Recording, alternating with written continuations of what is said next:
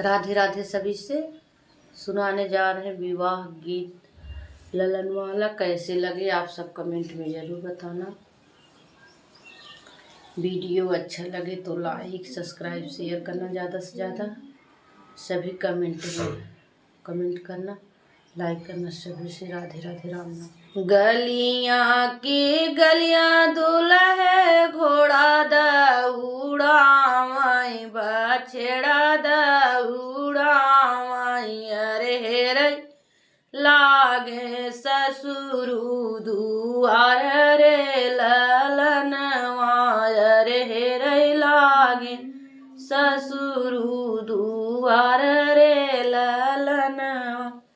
गलियाँ की गलियाँ दुल्हे घोड़ा दौड़ा माई बछड़ा दौड़ा माई अरे रे लागे ससुरु दुआर रे ललनवा रे रे लागे ससुरु दुआर रे ललनवा।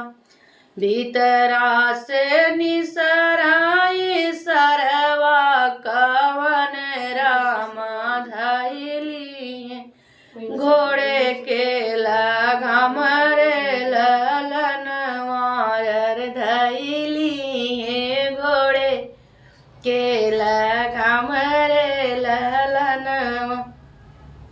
भीतरा से निसराई सरवा कवन रामा धैली घोड़े के लगाम रे ललनवा धैली घोड़े के लगाम रे ललन।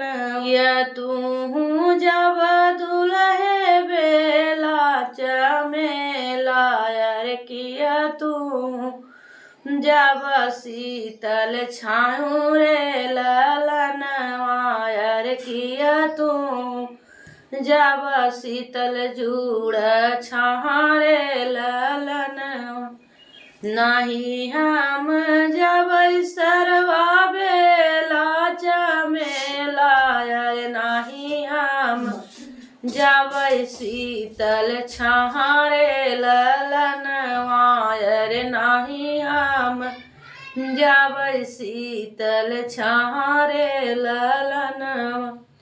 हम तो जब सरवा ससुरु दुअरवा यार जहाँ बाटी कन्या कुंवर रे ललनवा यार जहाँ बाटी कन्या कुंवर रे ललनवा।